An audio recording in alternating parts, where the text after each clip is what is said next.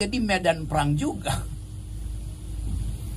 Dia bisa jadi medan apa aja tuh. Tapi sesuatu yang intim dengan kata Mandala juga di dalam bahasa Sanskerta, Vayam Mahazaubagya Vamsah, itu namanya Mandala tuh. Vayam Mahazaubagya Vamsah artinya, after all, we are a big and happy family. Bahasa Sanskertanya begitu. Jadi diterjemahkan oleh Pak Ustadz. Bahasa Arabnya apa? Jadi kita coba lihat tadi kegelisahan kita tentang makin lama deposit nilai di dalam lingkungan itu drop, sementara akumulasi bisnisnya yang hidup. Kan itu yang terjadi, deposit nilai, value, masyarakat adat, hak pohon segala macam itu, keindahan batinia itu hilang. Lalu kita tonton akumulasi. Coba saya kasih perbandingan sedikit ya, karena Anda pasti kalangan LSM bikin riset. Di zaman Presiden Soeharto, Orde Baru, yang diambil dari alam itu bahkan diizinkan oleh Orde Baru dalam bentuk HPH dulu tuh, hutan segala. Tapi kalkulasi yang dibuat pada waktu itu, silahkan oligarki ambil karena Indonesia butuh devisa ekspor. Yang balik ke Indonesia itu masih 37 sampai 43%. Zaman SBY tinggal 27%.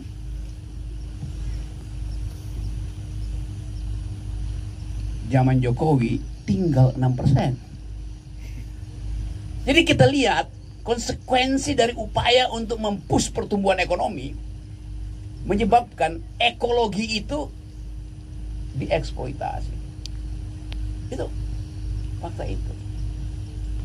Nah, kita mau coba lihat apa yang bisa kita lakukan hari ini di dalam kondisi tekanan hidup rakyat yang daya belinya kurang. Satu waktu saya naik ke Gunung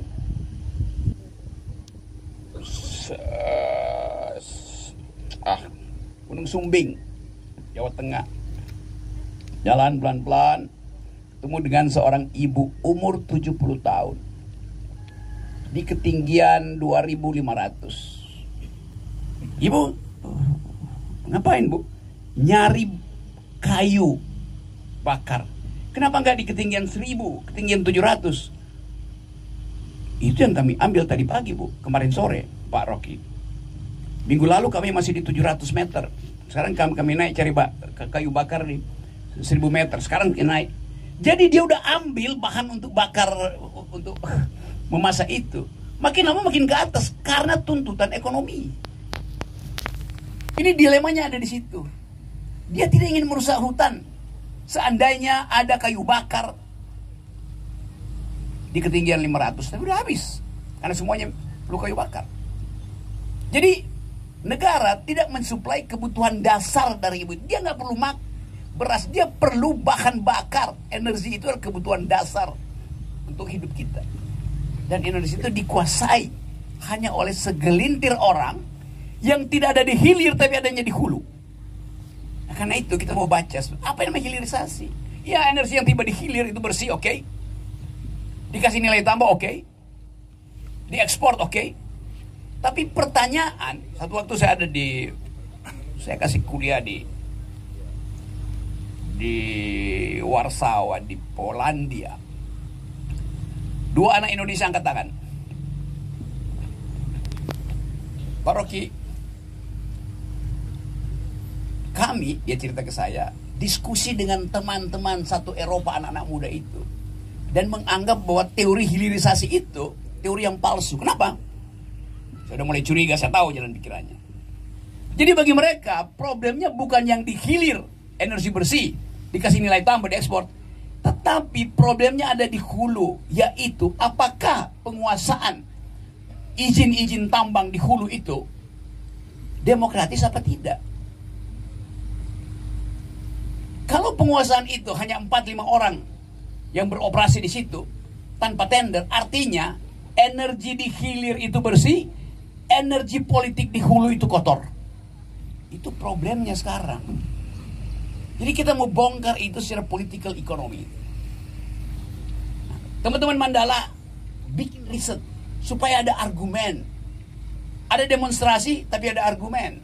Supaya hidup tidak sekedar sentimen. Keadaan kita hari ini di seluruh dunia dalam keadaan yang sama. Sehingga timbul kemarahan. Mereka yang pro lingkungan di beberapa di wilayah Amerika Latin itu, bahkan karena mereka marah tidak ada jalan keluar, bikin petisi nggak dianggap. Pohonnya itu dipaku, pakunya semeter untuk maku pohon tadi yang diameternya udah 5 meter. Pohonnya dipaku, dia merusak pohon itu, tapi dia kasih argumen. Saya paku itu supaya kalau ada mesin memotong pohon itu, gergajinya patah, supaya kapok. Supaya kalau gergajinya mampu mematahkan paku itu, pakunya akan mental ke tukang pohon, supaya penggergajinya juga kapok. Itu namanya ekoterorisme. Bukan untuk menteror si pohon, tapi menteror mereka yang menguasai hutan itu. Pertanyaan saya, sejauh itukah yang bisa kita ambil risikonya di negeri ini? Mungkin belum sejauh itu. Tapi sekali lagi itu penanda bahwa ada krisis di dalam kemanusiaan. Hal yang udah pernah diterangkan oleh banyak filsuf. Silahkan ambil sesuatu dari bumi, tapi tinggalkan sebanyak yang kau ambil supaya ada orang lain bisa ambil sejumlah itu. Yang kita sebut sebagai hutang generasi. Generasi ke depan itu juga